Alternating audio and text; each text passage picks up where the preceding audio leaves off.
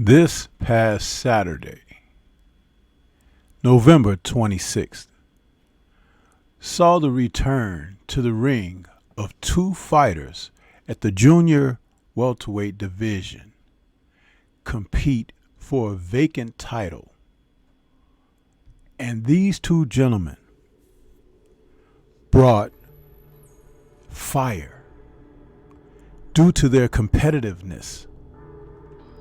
One being a former champion, the other seeking championship possibility for the first time after two failed attempts.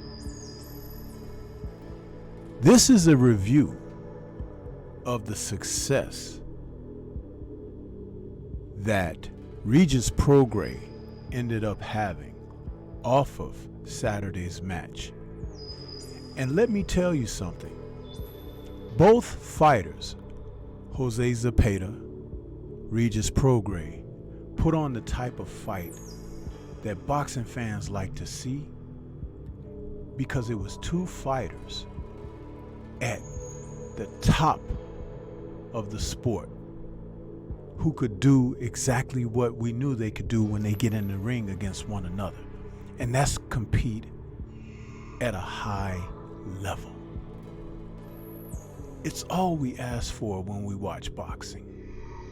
And these two men did not fail to deliver. Let's talk about the success for Regis in his victory.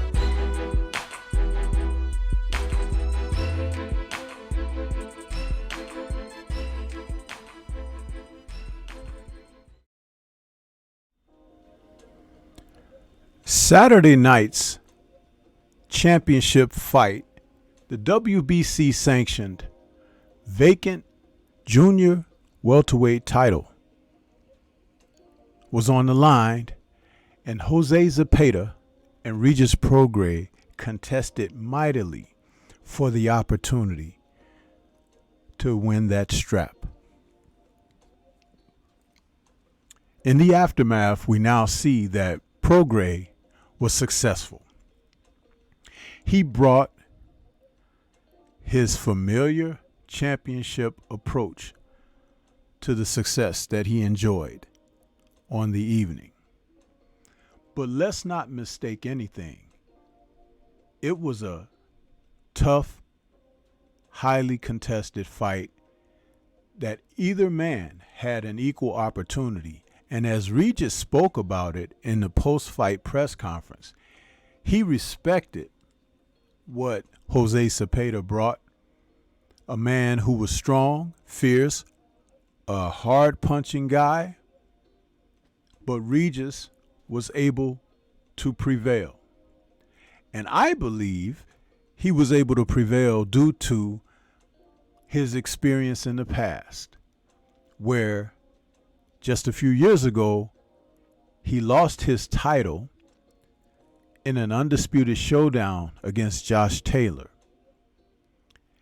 Close decision that many felt that Taylor was favored somewhat due to the region in which the fight was contested. I had remarked, if Prograis was going to be successful in that bout, he may have to do something that was a little bit out of character for himself.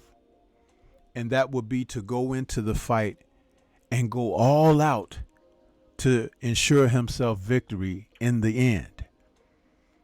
While he competed steadily, I believe when the fight was over, he really felt like he left something on the table.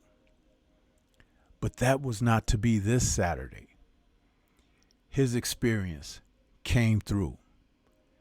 Regis was able to score an 11th round TKO victory over Zepeda, and it was due to one factor and one factor alone.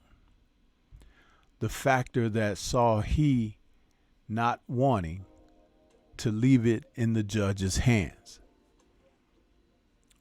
An admirable quality for a man who has suffered setbacks. And let's not mistake anything here. Zepeda has suffered his share of setbacks. And sometimes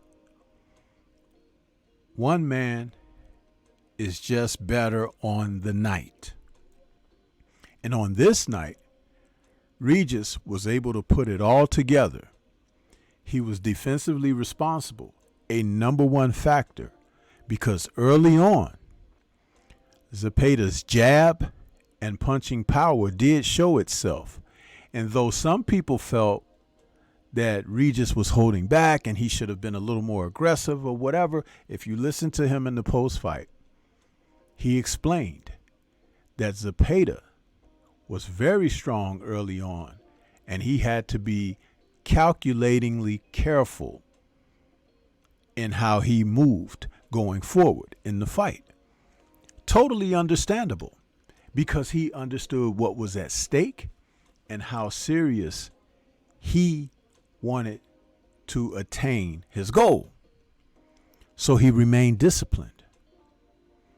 Just like through all those books he's been said to have read, a library of over 300 books that he studied, trying to get himself fortified like fighters before him, Mike Tyson and so forth, where he studied the sport. He studied the men of the sport. And you know something? On this night, he put it together. And he did it very well. That's the one thing about fighters in the sport of boxing. They have to realize you can be a student of the game and you can produce very good results, but you got to put the work in. Prograis used upper body and head movement to his advantage, making himself a difficult target as the fight wore on. Zepeda was a little leery and he couldn't get into a rhythm due to how Regis was moving. And understandably, just the split second of being a little gun shy and not pulling the trigger gave angles and opportunities to Prograis to begin to pick him apart, land thudding, resounding shots, and begin to wear him down. Ironically, late in the fight, the 10th round in particular, Zepeda came to life. It was like a last gasp, and he showed that he really had intents of trying to win this fight. But Regis was able to turn away those advantages, and he did it with discipline, skill.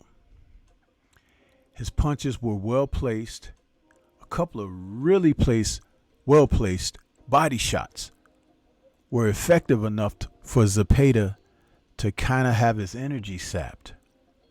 And then in the 11th, he was able to catch Zepeda, caught him clean, hurt him, put him down, and he was in such shape and condition that the ref saw fit to wave it off.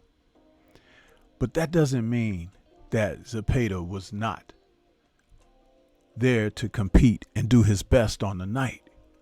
He just happened to be bested by a guy who really fought well and fought disciplined. You see, Zepeda has had success in the past against guys who were undisciplined against him. Guys he can draw into exchanges where he's at his best in a fight. Regis turned this into a boxing match. And if you can't box, you can't win when it's not a fight. That's what Zepeda learned in this fight. He's going to have to pick it up as far as his boxing. It's not that he can't. It's the fact that he did not.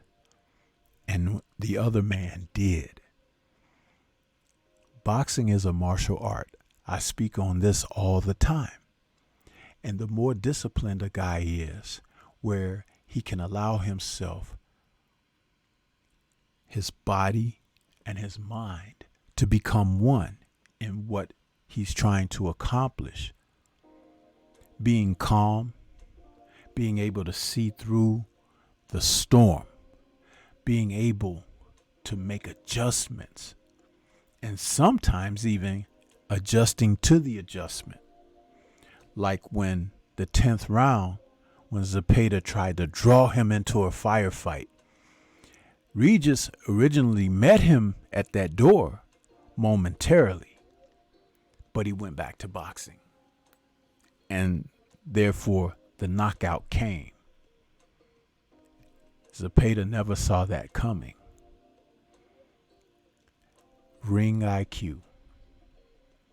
In today's boxing, it's something that is not spoken of enough. But for veteran fighters like these two men, it's imperative that you implement it, because there comes a time when brawn doesn't get it done. Brains win out. I just want to say salute to Regis Prograis for his success in becoming a 2-time junior welterweight champion. He was asked about moving up. He says no. He wants to reign at 140.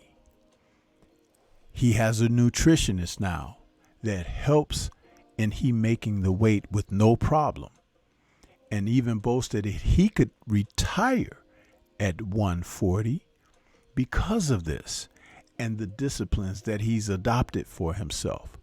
He's even gone through a personal character adjustment where he's thinking more when he's expressing himself to the media and publicly.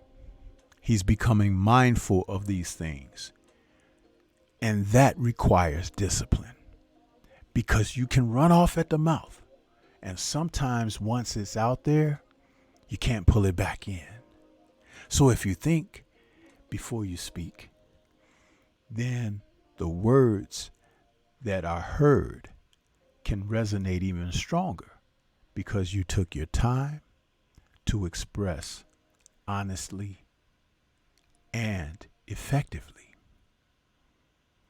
I look forward to great things from Regis Prograis at 140 pounds. There is so much talent around that division, and he himself has said he wants to be like Marvin Hagler and rule. He has often mentioned Josh Taylor is definitely on his hit list for a rematch. And if Taylor decides to stick around, what a fight that would be, because Regis is better than ever. What do you think? This is Stormy B Man.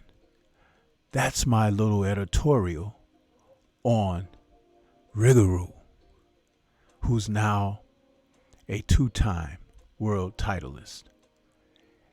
And we look forward to seeing what's next from this gentleman.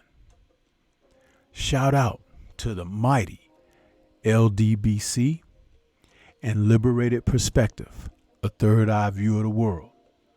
For more content such as this, please like, comment, subscribe, and share. Let me know what you think about Regis' performance from Saturday night. That's all I have for you at this time. Peace to everyone out there, and everyone, please remain safe.